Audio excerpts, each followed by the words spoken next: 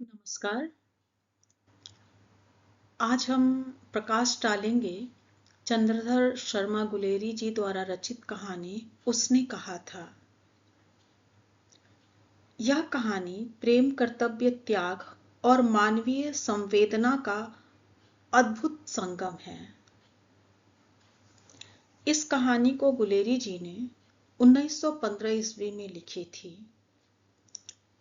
इस कहानी की पृष्ठभूमि प्रथम विश्व युद्ध पर आधारित है। यह एक मार्मिक कहानी है। यदि इस कहानी के कालखंडों पर विचार करें तो उसने कहा था कहानी काल के दो भिन्न खंडों में चलती है। काल का पहला खंड कहानी के मूल कथ्य का आधार है और उसी पर शेष कहानी आगे चलती है, विकसित होती है।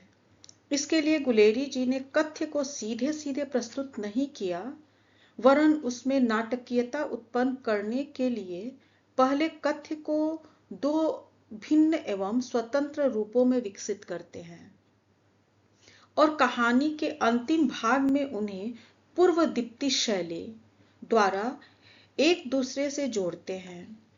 पूर्वदीप्ति शैली का प्रयोग हिंदी कहानी के लिए नया ही नहीं था, वरन अत्यंत प्रौढ़ प्रयोग भी था, जिसका प्रयोग गुलेरी जी ने अपनी इस कहानी में किया था। कहानी के कथानक पर संक्षिप्त प्रकाश डालते हैं। कहानी का कथानक 3 भागों में बटा हुआ है। कथानक का प्रारंभ लहना सिंह के बचपन से होता है, जहां उसका परिचय एक सिख बालिका से होता है और बाल स्नेह का सहज अंकुर उसके हृदय में प्रस्फुटित होता है। कथानक के दूसरे भाग या मध्य भाग में लहना सिंह सूबेदारनी से भेंट होने और उसके पति और पुत्र के प्राणों की रक्षा के लिए कहने पर मन ही मन अपने कर्तव्य का संकल्प करता है। और कहानी का अंतिम भाग लहना सिंह के बलिदान से होता है, जहां कहानीकार अपने उद्देश्य की पूर्ति करता है। अब हम कहानी प्रारंभ करते हैं। बड़े बड़े शहरों के इक्के गाड़ी वालों की जबान के कोड़ों से जिनकी पीठ छिल गई है और कान पक गए हैं, उनसे हमारी प्रार्थना है कि अमृतसर के बम्बू काट वालों की बोली का मरहम लगावें। जब बड़े बड़े शहरों की चौड़ी सड़कों पर घोड़े की पीठ चाबुक से ढूंढते हुए इक्के वाले कभी घोड़े की नानी से अपना निकट का संबंध स्थित करते हैं, कभी राह चलते पैदलों की आंखों के न होने पर तरस खाते हैं, कभी उनके पैरों की उंगलियों की पोरों को चीथ कर अपने ही को सताया हुआ बताते हैं और संसार भर की ग्लानि, निराशा और क्षोभ के अवतार बने नाक की सीध चले जाते हैं। तब अमृतसर में उनकी बिरादरी वाले तंग चक्करदार गलियों में हर एक लड्ढी वाले के लिए ठहर कर सब्र का समुद्र उमड़ा कर, बचो खालसा जी, हटो भाई जी, ठहरना भाई, आने दो लाला जी, हटो वाछा, कहते हुए सफेद फेंटों, खच्चरों और बत्तकों, गन्ने, खोमचे और भारे वालों के जंगल में से राह खेते हैं। क्या मजाल है कि जी और साहब बिना सुने किसी को हटना पड़े। यह बात नहीं कि उनकी जीभ ने चलती नहीं, पर मीठी छुरी की तरह महीन मार करती है। यदि कोई बुढ़िया बार बार चितौनी देने पर भी लीक से नहीं हटती, तो उनकी वचनावली के ये नमूने हैं। हट जा जीणे जोगिए, हट जा कर्मा वाली है, हट जा पुत्ता प्यारी है, बच जा लंबी वाली है। समष्टि में इनके अर्थ हैं कि तू जीने योग्य है, तू भाग्यों वाली है, पुत्रों को प्यारी है, लंबी उम्र तेरे सामने है, तू क्यों मेरे पहिए के नीचे आना चाहती है, बच जा। ऐसे ही बम्बू काट वालों के बीच में होकर एक लड़का और एक लड़की चौक की एक दुकान पर आ मिले। उसके बालों और इसके ढीले सुथने से जान पड़ता था कि दोनों सिख हैं। वह अपने मामा के केश धोने के लिए दही लेने आया था और यह रसोई के लिए बड़ियां। दुकानदार एक परदेसी से गुथ रहा था जो शेर भर गीले पापड़ों की गड्डी को गिने बिना हटता न था। तेरे घर कहाँ है? मगरे में। और तेरे? माझे में। यहाँ कहाँ रहती है? अतरसी की बैठक में। वे मेरे मामा होते हैं। मैं भी मामा के यहाँ आया हूँ। उनका घर गुरु बाजार में है। इतने में दुकानदार निपटा और इनका सौदा लेने लगा। सौदा लेकर दोनों साथ साथ चले। कुछ दूर जाकर लड़के ने मुस्कुराकर पूछा, तेरी कुड़माई हो गई? इस पर लड़की कुछ आंखें चढ़ाकर धत कहकर दौड़ गई और लड़का मुंह देखता रह गया। दूसरे तीसरे दिन सब्जी वाले के यहाँ, दूध वाले के यहाँ अकस्मात दोनों मिल जाते। महीना भर यही हाल रहा। 2-3 बार लड़के ने फिर पूछा, तेरी कुड़माई हो गई? और उत्तर में वही धत मिला। एक दिन जब फिर लड़के ने वैसे ही हंसी में चिढ़ाने के लिए पूछा तो लड़की लड़के के संभावना के विरुद्ध बोली, हाँ हो गई। कब? कल। देखते नहीं यह रेशम से कढ़ा हुआ सालू? लड़की भाग गई। लड़के ने घर की राह ली। रास्ते में एक लड़के को मोरी में ढकेल दिया। एक छावड़ी वाले की दिन भर की कमाई खोई। एक कुत्ते पर पत्थर मारा और एक गोभी वाले के ठेले में दूध उड़ेल दिया। सामने नहाकर आती हुई किसी वैष्णवी से टकराकर अंधे की उपाधि पाई, तब कहीं घर पहुंचा। कहानी का दूसरा भाग। राम राम, यह भी कोई लड़ाई है? दिन रात खंदकों में बैठे हड्डियां अकड़ गई है। लुधियाना से 10 गुना जाड़ा और मेह और बर्फ ऊपर से। पिंडलियों तक कीचड़ में धंसे हुए हैं। जमीन कहीं दिखती नहीं। घंटे 2 घंटे में कान के पर्दे फाड़ने वाले धमाके के साथ सारी खंदक हिल जाती है और 100-100 गज धरती उछल पड़ती है। इस गैबी गोले से बचे तो कोई लड़े। नगरकोट का जलजला सुना था। यहाँ दिन में 25 जलजले होते हैं। जो कहीं खंदक से बाहर साफा या कोहनी निकल गई तो चटाक से गोली लगती है। न मालूम बेईमान मिट्टी में लेटे हुए हैं या घास की पत्तियों में छिपे रहते हैं। लहना सिंह और 3 दिन है। 4 तो खंदक में बिता ही दिए। परसों रिलीफ आ जाएगी और फिर 7 दिन की छुट्टी। अपने हाथों झटका करेंगे और पेट भर खाकर सो रहेंगे। उसी फिरंगी मेम के बाग में मखमल का सा हरा घास है। फल और दूध की वर्षा कर देती है। लाख कहते हैं, दाम नहीं लेती। कहती है, तुम राजा हो, मेरे मुल्क को बचाने आए हो। 4 दिन तक एक पलक नहीं झेपी। बिना फेरे घोड़ा बिगड़ता है और बिना लड़े सिपाही। मुझे तो संगीन चढ़ाकर मार्च का हुक्म मिल जाए, फिर 7 जर्मनों को अकेला मारकर ना लौटूं तो मुझे दरबार साहब की देहली पर मत्था टेकना नसीब ना हो। पाजी कहीं के कलों के घोड़े संगीन देखते ही मुंह फाड़ देते हैं और पैर पकड़ने लगते हैं। यूं अंधेरे में 30-30 मन का गोला फेंकते हैं। उस दिन धावा किया था। 4 मील तक एक जर्मन नहीं छोड़ा था। पीछे जनरल ना हट जाने का कमान दिया, नहीं तो सीधे वर्निल पहुंच जाते। क्यों? सूबेदार हाजरा सिंह ने मुस्कुरा कर कहा, लड़ाई के मामले जमादार या नयाब के चलाए नहीं चलते। बड़े अफसर दूर की सोचते हैं। 300 मील का सामना है। एक तरफ बढ़ गए तो क्या होगा? सूबेदार जी, सच है, लहना सिंह बोला, पर करें क्या? हड्डियां हड्डियों में तो जाड़ा धस गया है। सूर्य निकलता नहीं और खाई में दोनों तरफ से चंबे की बावलियों के से सोते झर रहे हैं। एक धावा हो जाए तो गर्मी आ जाए। उद्यमी उठ, सिगड़ी में कोले डाल। बजीरा, तुम 4 जने बाल्टियां लेकर खाई का पानी बाहर फेंको। लहना से शाम हो गई है, खाई के दरवाजे पर पहरा बदल दे। यह कहते हुए सूबेदार सारी खंदक में चक्कर लगाने लगे। बजीरा सिंह पलटन का विदूषक था।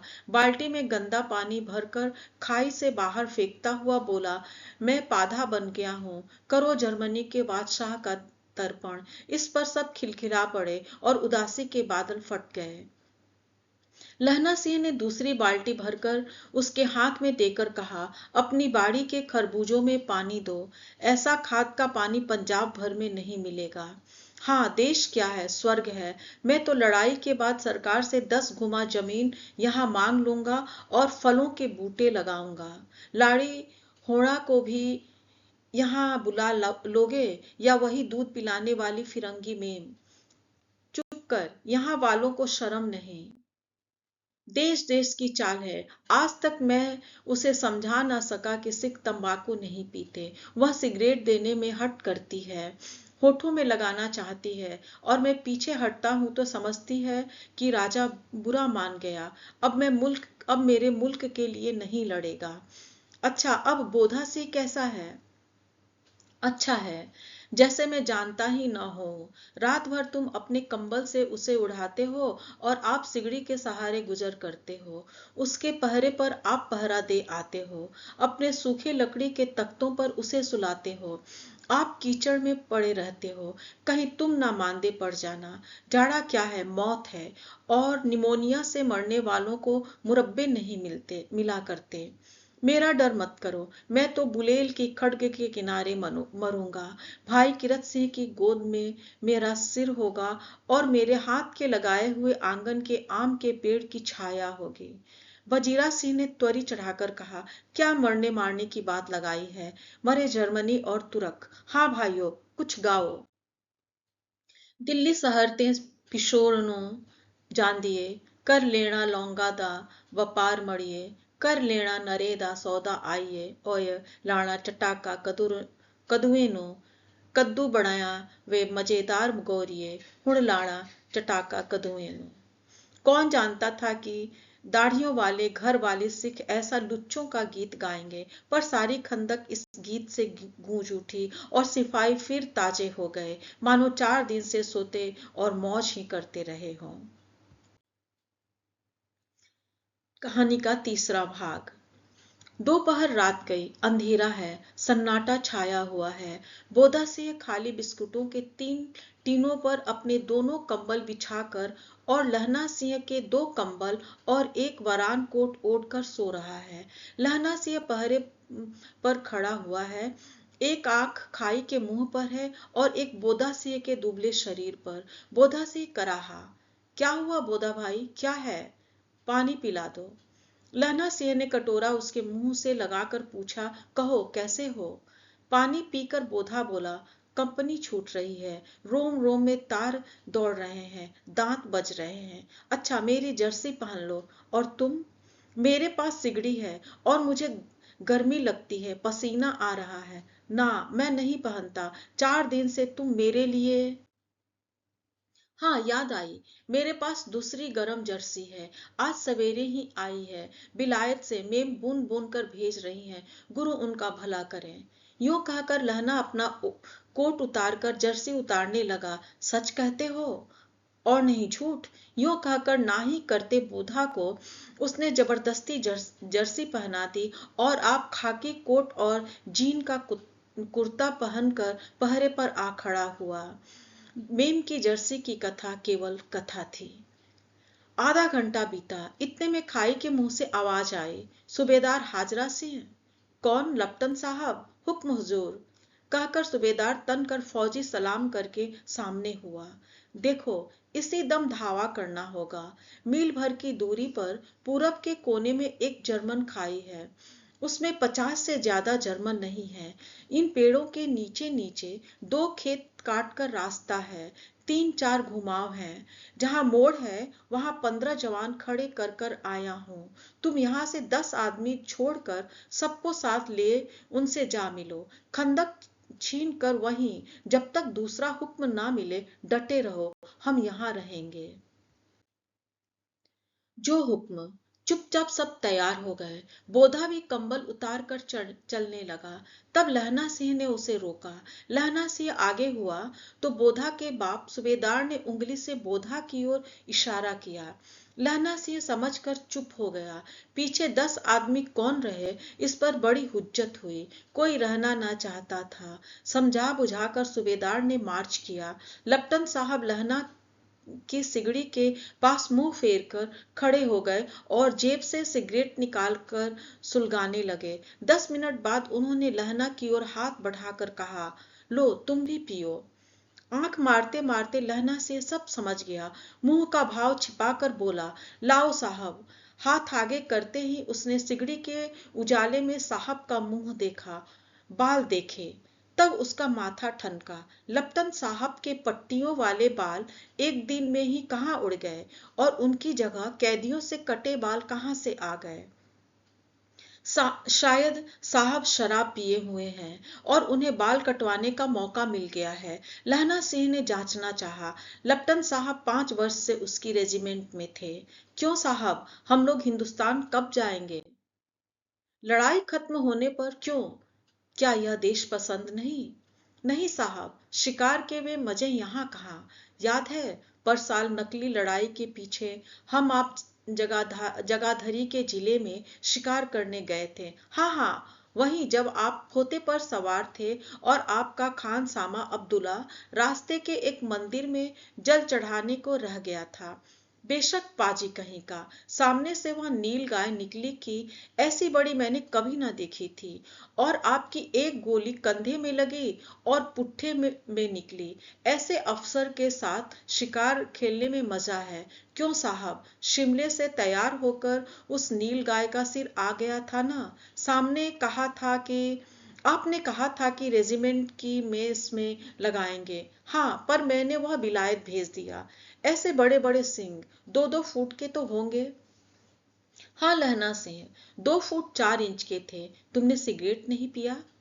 पीता हूँ साहब, दिया सलाई ले आता हूँ, कहकर लहना से खंदक में घुसा। अब उसे संदेह नहीं रहा था। उसने झटपट निश्चय कर लिया कि क्या करना चाहिए। अंधेरे में किसी सोने वाले से वह टकराया। कौन? बजीरा सिंह? हाँ, क्यों लहना, क्या कयामत आ गई है? जरा तो आंख लगने दी होती। होश में आओ, कयामत आई है और लपटन साहब की वर्दी पहनकर आई है। क्या? लपटन साहब या तो मारे गए हैं या कैद हो गए हैं। उनकी वर्दी पहनकर यह कोई जर्मन आया है। सूबेदार ने इसका मुंह नहीं देखा, मैंने देखा और बातें की है। सोहरा साफ उर्दू बोलता है, पर किताबी उर्दू। और मुझे पीने को सिगरेट दिया है। तो अब मारे गए। धोखा है। सूबेदार कीचड़ में चक्कर काटते फिरेंगे और यहाँ खाई पर धावा होगा। उठो, एक काम करो, पलटन के पैरों के निशान देखते देखते दौड़ जाओ। अभी बहुत दूर ना गए होंगे। सूबेदार से कहो एकदम लौट आए। खंदक की बात झूठ है। चले जाओ, खंदक के पीछे से निकल जाओ। पत्ता तक ना खड़के, देर मत करो। हुक्म तो यह है कि यहीं ऐसी तैसी हुक्म की। मेरा हुक्म जमादार लहना से, जो इस वक्त यहाँ सबसे बड़ा अफसर है, उसका हुक्म है। मैं लपटन साहब की खबर लेता हूँ। पर यहाँ तो तुम 8 ही हो। 8 नहीं, 10 लाख। एक एक अकालिया सिख 1.25 लाख के बराबर होता है। चले जाओ। लौटकर खाई के मुहाने पर लहना सिंह दीवार से चिपक गया। उसने देखा कि लपटन साहब ने जेब से बेल के बराबर 3 गोले निकाले। तीनों को जगह जगह खंदक की दीवारों में घुसेड़ दिया और तीनों में एक तार सा बांध दिया। तार के आगे सूत की गुत्थी थी, जिसे सिगड़ी के पास रखा।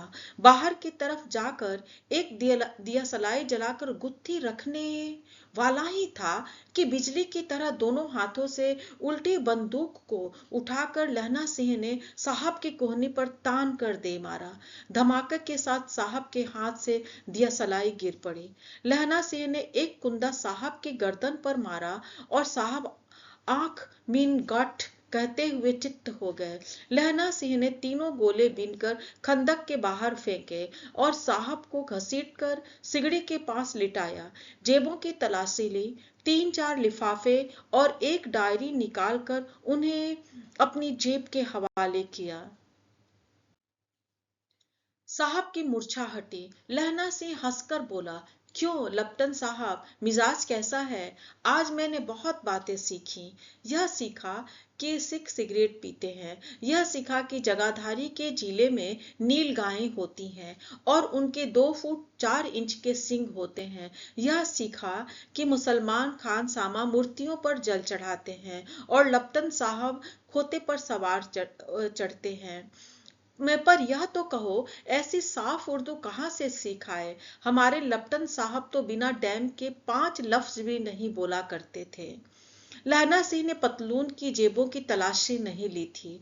साहब ने मानो जाड़े से बचने के लिए दोनों हाथ जेबों में डाले। लहना सिंह कहता गया, चालाक तो बड़े हो, पर माझे का लहना इतने बरस लप्टन साहब के साथ रहा है, उसे चकमा देने के लिए 4 आंखें चाहिए। 3 महीने हुए एक तुर्की मौलवी मेरे गांव में आया था। औरतों को बच्चे होने का ताबीज बांटता था और बच्चों को दवाई देता था। चौधरी के बड़ के नीचे मंजा बिछाकर हुक्का पीता रहता था और कहता था कि जर्मनी वाले बड़े पंडित हैं। वेद पढ़ पढ़ कर उसमें से विमान चलाने की विद्या जान गए हैं। गौ को नहीं मारते, हिंदुस्तान में आ जाएंगे तो गौ हत्या बंद कर देंगे। मंडी के बनियों को बहकाता था कि डाक खाने से रुपये निकाल लो, सरकार का राज्य जाने वाला है। डाक बाबू पोल्हू राम भी डर गया था। मैंने मुल्ला की दाढ़ी मोड़ दी और गांव से बाहर निकाल कर कहा था कि जो मेरे गांव में अब पैर रखा तो। इतने में साहब की जेब में से पिस्तौल चला और लहना की जांघ में गोली लगी। इधर लहना की हेनरी मार्टिन के 2 फायरों ने साहब का कपाल क्रिया कर दी। धड़ाका सुनकर सब दौड़ आए। बोधा चिल्लाया, क्या है? लहना सिंह ने उसे यह कहकर सुला दिया कि एक हड़का कुत्ता आया था, मार दिया। और औरों से यह हाल कह दिया। बंदूकें लेकर सब तैयार हो गए। लहना ने साफा फाड़कर घाव के दोनों तरफ पट्टियां कसकर बांधी। घाव मांस में ही था, पट्टियों के कसने से लहू बंद हो गया। इतने में 70 जर्मन चिल्लाकर खाई में घुस पड़े। सिखों की बंदूकों की बाढ़ ने पहले धावे को रोका, दूसरे को रोका, पर यहाँ थे 8। लहना से तक तक कर मार रहा था। वह खड़ा था और लेटे हुए थे और वे 70। अपने मुर्दा भाइयों के शरीर पर चढ़कर जर्मन आगे घुस आते थे। थोड़े मिनटों में वे अचानक आवाज आई, वाह गुरुजी की फतह, वाह गुरुजी की खालसा, और धड़ाधड़ बंदूकों के फायर जर्मनों के पीठ पर पड़ने लगे। ऐन मौके पर जर्मन 2 चक्कों के पाटों के बीच आ गए। पीछे से सूबेदार हाजरा सिंह के जवान आग बरसाते थे और सामने से लहना सिंह के साथियों के संगीन चल रहे थे। पास आने पर पीछे वालों ने भी संगीन पिरोना शुरू कर दिया। किलकारी और अकाल सिखों दी फौज आई। वाह गुरु जी दी फतह, वाह गुरु जी दी खालसा, सत श्री अकाल। पुरुष और लड़ाई खत्म हो गई। 63 जर्मन या तो खेत रहे थे या करा रहे थे। सिखों में 15 के प्राण गए। सूबेदार के दाहिने कंधे में से गोली आर पार निकल गई। लहना सिंह की पसली में एक गोली लगी। उसने घाव को खंदक की गीली मिट्टी से पूर लिया और बाकी का साफा कसकर कमरबंद की तरह लपेट लिया। किसी को खबर नहीं हुई कि लहना के दूसरा घाव भारी घाव लगा है। लड़ाई के समय चांद निकल आया था, ऐसा चांद जिनके प्रकाश से संस्कृत कवियों का दिया हुआ क्षयी नाम सार्थक होता है। और हवा ऐसी चल रही थी जैसे कि बाण भट्ट की भाषा में दंत बिणोपदेशाचार्य कहलाती। वजीरा सिंह कह रहा था कि कैसे मन बन भर फ्रांस की भूमि मेरे बूटों से चिपक रही थी जब मैं दौड़ा दौड़ा सूबेदार के पीछे गया था। सूबेदार लहना सिंह से सारा हाल सुन और कागजात पाकर उसकी तुरंत बुद्धि को सराह रहे थे और कह रहे थे कि तू ना होता तो आज सब मारे जाते। इस लड़ाई की आवाज 3 मील दाहिनी ओर की खाई वालों ने सुन ली थी। उन्होंने पीछे टेलीफोन कर दिया था। वहां से झटपट 2 डॉक्टर और 2 बीमार ढोने की गाड़ियां चली। जो कोई 1.5 घंटे के अंदर अंदर आ पहुंची। फील्ड अस्पताल के नजदीक था। सुबह होते होते वहां पहुंच जाएंगे, इसलिए मामूली पट्टी बांधकर एक गाड़ी में घायल लिटाए गए और दूसरी में लाशें रखी गई। सूबेदार ने लहना सिंह की जांघ में पट्टी बंधवानी चाहिए। बोधा सिंह ज्वर से बर्रा रहा था, पर उसने यह कहकर टाल दिया कि थोड़ा घाव है, सवेरे देखा जाएगा। वह गाड़ी में लिटाया गया। लहना को छोड़कर सूबेदार जाते नहीं थे। यह देखकर लहना ने कहा, तुम्हें बोधा की कसम है और सूबेदारनी जी की सौगंध है, जो इस गाड़ी में न चले जाओ। और तुम मेरे लिए वहां पहुंचकर गाड़ी भेज देना। और जर्मन मुर्दों के लिए भी तो गाड़ियां आती ही होंगी। मेरा हाल बुरा नहीं है, देखते नहीं मैं खड़ा हूं। बजीरा से मेरे पास है ही। अच्छा, पर बोधा गाड़ी पर लेट गया। भला आप भी चढ़ जाओ। सुनिए तो, सूबेदारनी हीरा को चिट्ठी लिखो तो मेरा मत्था टेकना लिख देना। और जब घर जाओ तो कह देना कि मुझसे जो उसने कहा था वह मैंने कर दिया। गाड़ियां चल पड़ी थी। सूबेदार ने चढ़ते चढ़ते लहना का हाथ पकड़कर कहा, तूने मेरे और बोधा के प्राण बचाए हैं। लिखना कैसा? साथ ही घर चलेंगे। अपनी सूबेदारनी से तू ही कह देना उसने क्या कहा था। अब आप गाड़ी पर चढ़ जाओ। मैंने जो कहा था वह लिख देना और कह भी देना। गाड़ी के जाते ही लहना लेट गया। बजीरा, पानी पिला दे और मेरा कमरबंद खोल दे, तर हो रहा है। मृत्यु के कुछ समय पहले स्मृति बहुत साफ हो जाती है। जन्म भर की घटनाएं एक एक करके सामने आती हैं। सारे दृश्यों के रंग साफ होते हैं। समय की धुंध बिल्कुल उन पर से हट जाती है।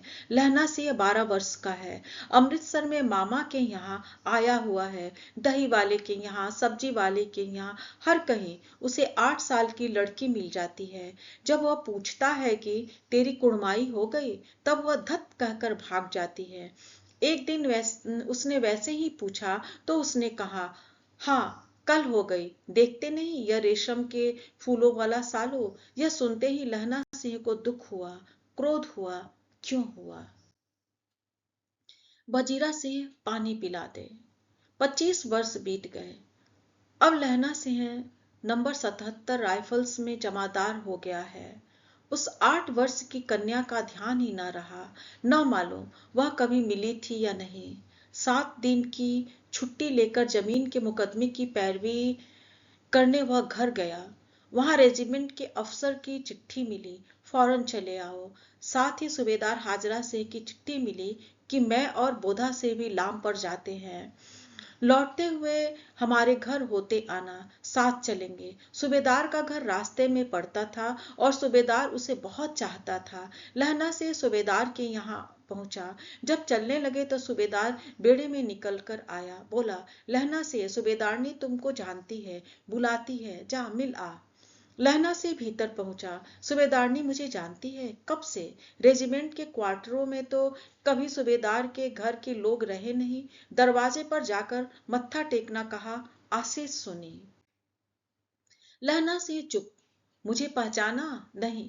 तेरी कुड़माई हो गई? दत्त, कल हो गई। देखते नहीं रेशमी बूटों वाला सालो। अमृतसर में भावों की टकराहट से मूर्छा खुली, करवट बदली, पसली का घाव बह निकला। बजीरा से पानी पिला, उसने कहा था।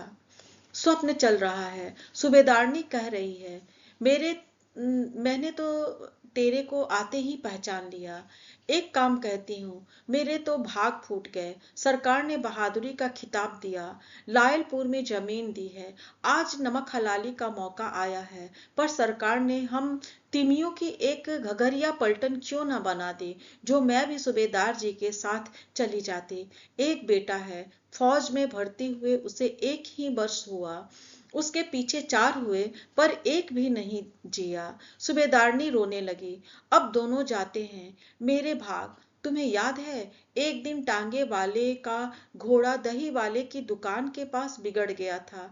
तुमने उस दिन मेरे प्राण बचाए थे। आप घोड़ों की लातों पर चले गए थे और मुझे उठाकर दुकान के तख्त के पास खड़ा कर दिया था। ऐसे ही इन दोनों को बचाना यह मेरी भिक्षा है।